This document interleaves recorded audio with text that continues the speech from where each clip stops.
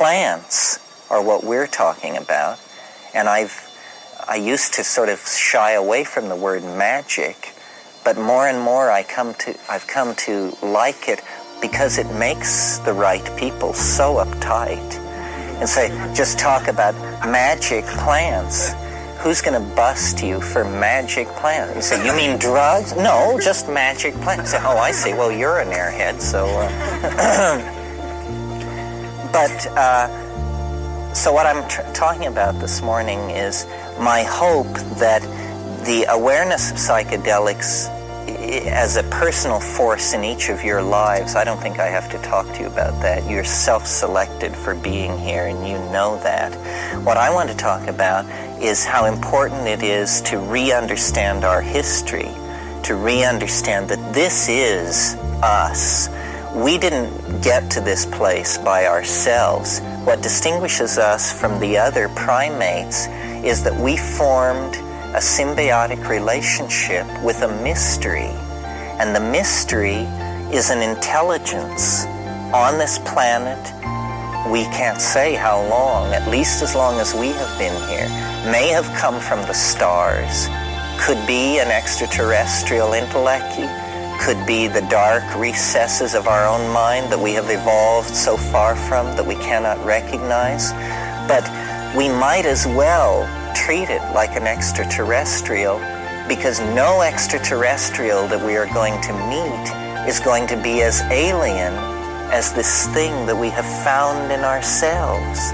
The aliens of Hollywood who come in metallic ships with an interest in our atomic power plants or our redwood trees or whatever are just like the guy living next door compared to the entities that we find in our own mind. So it doesn't do any good to psychologize the alien and say, as Jung attempted to say, well, it's the autonomous other. Autonomous psychic components in the human mind present themselves as elves, fairies, sprites, and aliens.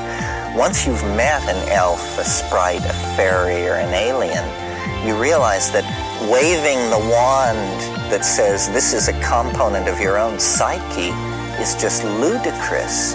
It's as ludicrous as me waving a wand at you and announcing that that's gotten rid of your existential validity because you're a part of my own psyche.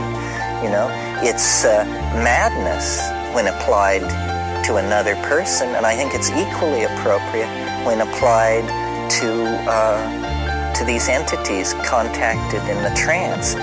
To do that, to try to reduce it, to say, well, it's just one part of my head talking to another, is to fall into this paternalistic scientific desire to have it all be very neat. How would it be if it's not neat at all? How would it be if nobody really knows what's going on? How would it be if understanding what reality is actually depended for you upon you? And that book by Fritjof Capra that you paid $18.95 for isn't going to do it. And neither is sitting at the feet of some guru. That it's serious business. And the first thing to understand is that nobody knows. That you're not looking for a teacher. It hasn't been found out. It's not sitting on the shelf of some library. It is being figured out now. And your job is to die with the state-of-the-art understanding having emerged into your mind 5 minutes before you got there. And then, you know, that will carry you through. We need to awaken to the adventure and the richness and the openness of the game. The rules have not yet been forged.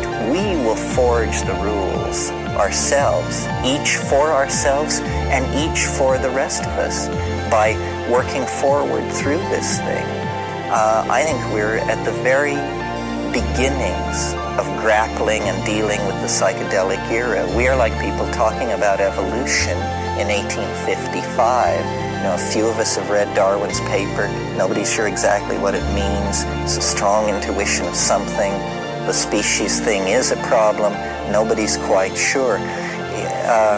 There's a new model of life and culture ahead of us, and it comes out of exploring with each other the places we have been by ourselves, the places that we have gone and been taken by the Spirit.